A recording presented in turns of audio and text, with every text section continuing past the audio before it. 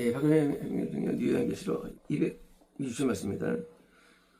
24 장로들과 내성물이 엎드렸으며 현재 상황은 지금 이제 현재 음부가 불에 던져지는 상태, 재림을 말미암아 지상계의 심판이 온 상태, 그래서 이제 그 시스템들이 무너진 상태, 이제 우주가 멸망한 상태, 그러니까 이제 모든 게 끝난 상태입니다. 그때 이제 엎드렸으며 보좌에 앉으신 하나님께 이 외에 말했습니다. 보좌에 앉으신 하나님, 뭐 성부하나님도 보좌가 있으시고요, 예수님도 보좌가 있으신데 이게 두 분을 주시는 것인지 성부하나님 주신 것인지 우리가 알 수 없죠. 근데 이제 그 보좌에 앉으신 하나님께 대해서 예수님 아닐까 저는 생각합니다. 이제 성부하나님은 보좌에 앉으시지만 이 형태가 안 보이게 나오고요. 이제 안 보이게 나오고, 그리고 이제 성부하나님은 이제 이렇게 뭐 천국에 줬어도 이게 안 보이게 나옵니다. 천국에 줬어도 여기서만이 아니에요. 그러니까 이제 그래서 이제 보좌에 앉으신 하나님이라는 그 표현은 이제 처음에 말하는데, 그 표현은 이제 예수님이라고 이야기합니다. 예수님. 그래서 이제 하나님 성부하나님 보좌 앞에 예수님 보좌가 있는데 성부하나님 보좌는 보좌밖에 없어요. 안 보여요, 하나님은. 이제 그리고 이제 왜일까요? 하나님은 우주에 충만하신 분이기 때문에 안 보입니다, 그냥.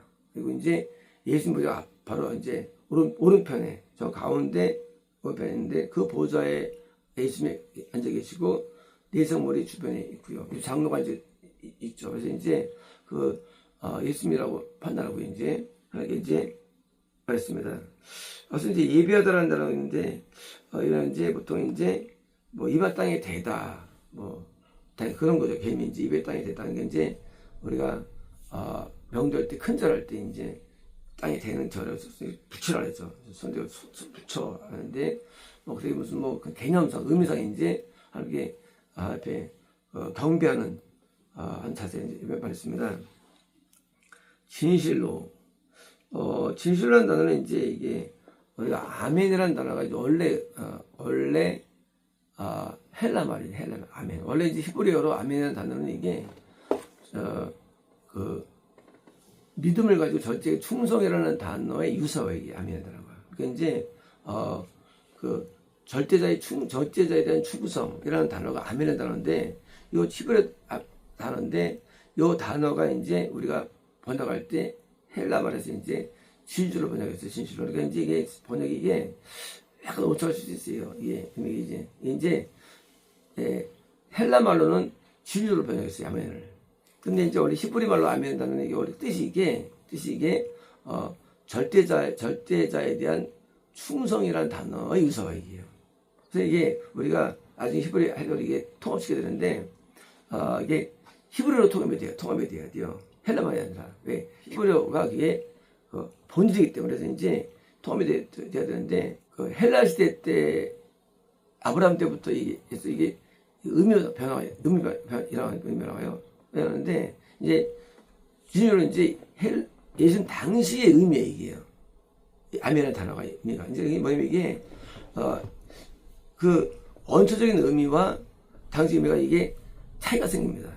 히브리어 코드로 맞춰야 돼요. 헬라 말을. 네. 헬라 말은 예수님 당시에 쓰이는 통용하는 사고방식이에요. 이 단어 의미가. 근데 이것이 원래 물론 아브라함 때는 알 수 없죠.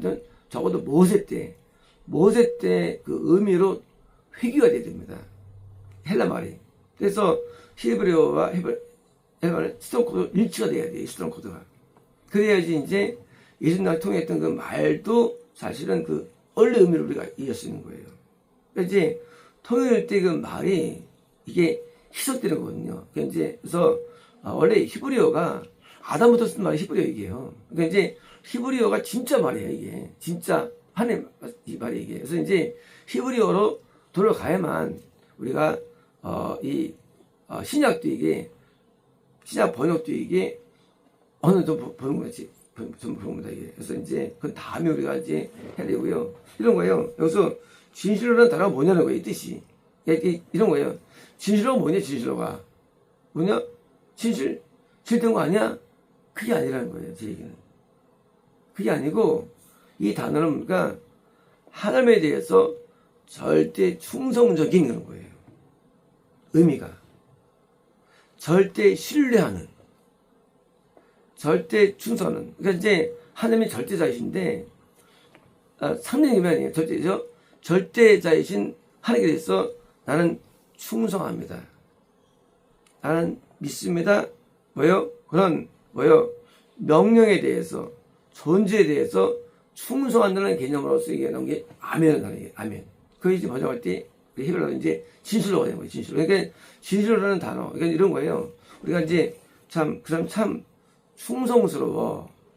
라는 단어가 있으면은 우리가 표현상이 이제 그 사람 참 진실해. 서로 다른 개념이지만 이게 진실한 단어가 사실 이게 충성스럽다는 말에 대한 또 다른 표현이 되는 거예요. 진실해.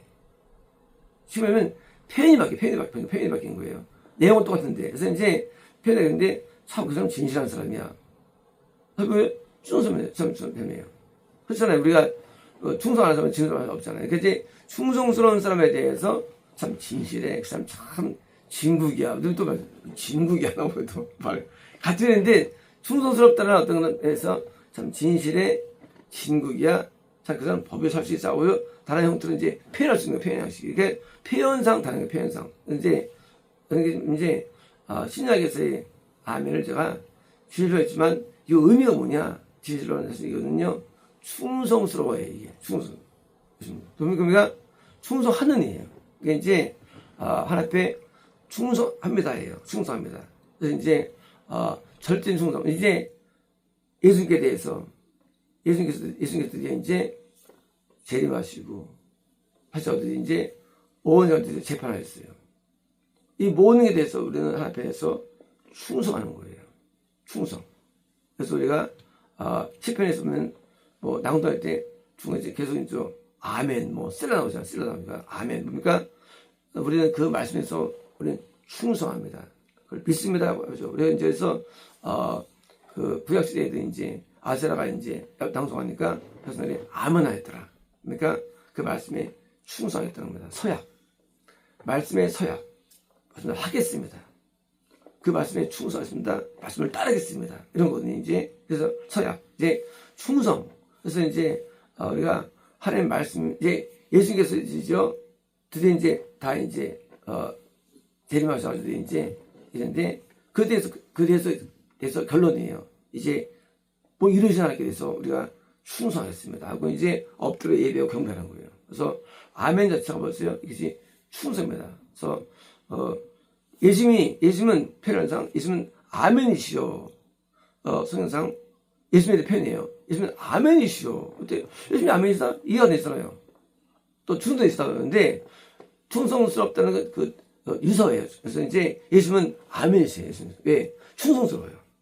예수님이. 그러니까 이제 우리가 아멘이라는 단어로 이제 이걸 번역 안 해. 그냥 쓰지만 우리는 하나님께 대해서 우리는 아멘이 되는 걸 하나님께 대해서요. 절대 충성, 절대 헌신, 절대 사랑, 절대 애정. 이게 아멘이에요. 그러니까 이제 하나님 말씀에 대해서 나는 아멘합니다. 절대 충성. 하나님께 절대 충성 합니다. 이게 아멘이라는 단어예요. 이제 우리는 예수님께 모든 이런 일에 대해서 우리는 아멘하는 거예요. 아멘.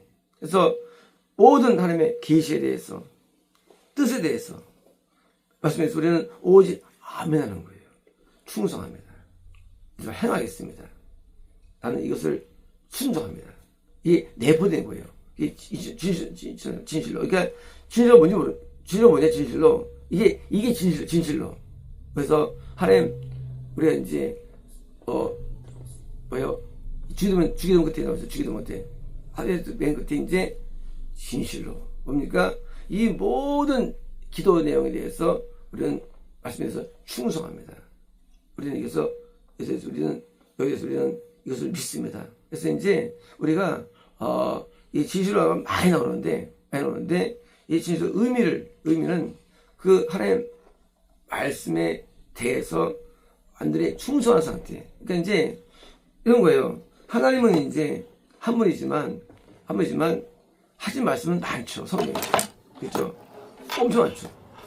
많은데 그때 나온 말씀, 너 오늘 가서 이제 뭐 이런 짓을 짓지 마. 이렇게 행해. 라는 말 있을 때 그 말씀 앞에 우리 반응해서 아멘. 진실로 난 그걸 따르겠습니다. 나는 그것을 믿습니다. 그런 의미예요. 그래서 이제 이래서 우리는 다 믿습니다. 우리 충성합니다. 하고 있는 거예요. 그런 마음에 대한 고백이 되면서 또 신뢰가 됩니다. 진실로. 그래서 이제 신뢰합니다. 그래서 할렐루야. 여호와, 이름이 여호와시죠. 하나님이죠. 하나님에 대해서 하나님을 찬양합니다. 왜요? 예수님이 이 모든 걸 이루어내셨거든요. 예수님께서 영계를 창조하셨고요. 예수님께서. 그리고 예수님께서 천지를 창조하셨고, 그래서 인간계를 창조하시고, 그리고 인간의 죄 때문에 스스로 소리 맞아가지고 모든 죄를 담당하시고, 그리고 믿는 자들에게 오셔서 우리 안에 내주하시고, 구원을 주시고, 영생을 주신 이 모든 것의 주인이 바로 예수님이기 때문에, 예수님의 당연히 당연히 충성이죠. 당연히 그것을 진실에 받아들인 믿음이죠. 그래서 이제 진실로 충성합니다.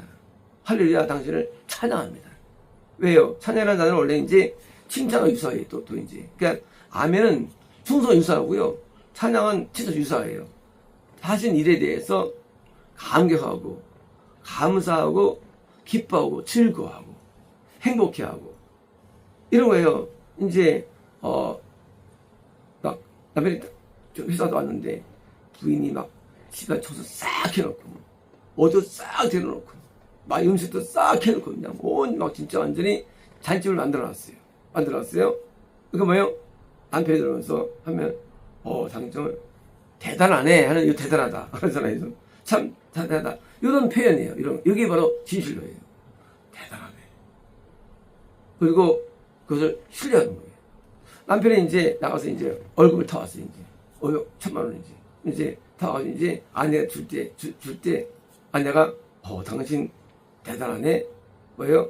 상대방에 대한 전적인 동의와 충성, 그리고 감사가 있는 거예요. 그래서 이 아멘은요, 상호적인 협약 가운데 절대 신뢰에 의한 충성의 보장이 아멘이라는 단어예요.